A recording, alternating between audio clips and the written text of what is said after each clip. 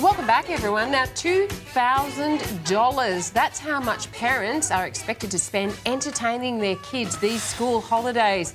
But according to our next guest, it doesn't have to be that expensive. No, that's right. Finance guru Scott Hayward has some fun and simple ways to keep the kids occupied while also teaching them the value of earning their own money. Sounds Scott, good.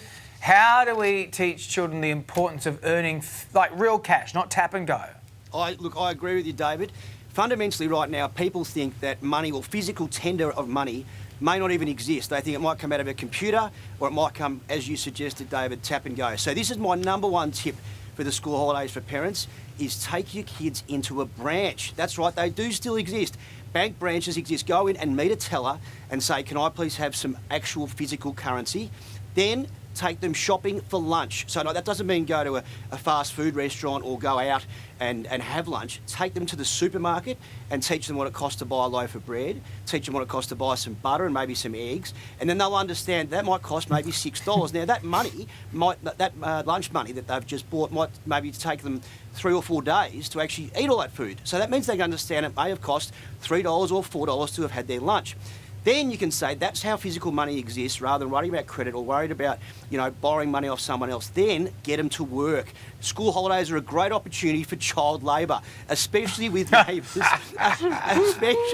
especially with neighbours. So look, I've got an 11-year-old and I made him do a little flyer and say to the neighbours, I'm doing gardening for $10, and get them to put the flyer, handwritten, no computers, no printing, and then put it in the letterbox. Now, he got a small gardening job and made just over $20 for his efforts. So then you take him back shopping again so he can see how far that $20 goes, or what you can actually get for that $20 rather than this credit or internet money society. Yeah, because those little hands are particularly good for weeding. Yeah.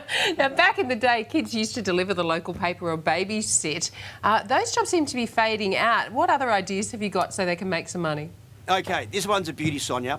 Grandparents, uncles and aunties are nowhere near as tech-savvy as grandkids these days. They've been introduced into the iPhone world, or the iPhone world, and all they do is play on the phone. So let's just say to the grandparents, for $15, I'll clean up your Android or iPhone. Now, what that means is that they could go through that parent's phone or that grandparent's phone and say, hey, Pa, you're not using these apps, or you're not using this anymore. Do you want to keep this picture?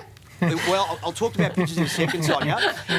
You go through the apps because the phones haven't got that big a memory anymore because you keep on downloading apps and you've got a couple of games and things. So firstly, an app cleanup might cost $10 or $15. Now, with Christmas approaching, people have forgotten what a physical photo is as well. So what you might say to the grandchildren is, why don't you go and put a favourite on the photos that you like that are in my phone. You may have to clean up the phone before you give it to the kids first. But just go through some of the photos, and what you could then do would be maybe make a photo album for the kids for Christmas, or the kids could give that to their grandparents with the funniest things or the happiest times they've had recently, and just using the phone for something practical. Great idea. Not only is that interesting idea, Sonia, yeah, but it may actually chew up a few hours of the day too when they're asking you for money to do other things. And so also, they love being on the screens. They do. And they love being on the screen. Yeah, I've got about 4,000 emails to delete. One at a time. Wow, I've got some shredding I need to do in my office, come to think of it. But, Scott, this is all really, really smart. What age can we start implementing this with kids? How young can we start? Well, look, my boy's 11, so with the doing the gardening for the neighbours, and he handwritten the note, I only did it with people we knew in the street. So yeah. I would say that that's probably a safer move. But for the kids with the phones, so you see kids in restaurants and cafes these days that could be only 2 or 3 years old and they're playing with phones. So I reckon, and the grandparents, they're not maybe as quick as them. So I reckon you could introduce it from maybe school ages. So I would say anything from 5 upwards, when they can start to understand that they're actually going to get physical money for doing a few chores around the house. It's a great idea, Scott. I love this. Thank great you, attitude, mate. Good to see you. Good on you. Thanks very much, David. Get my kids to work. They're yeah, lazy that's it. little son of...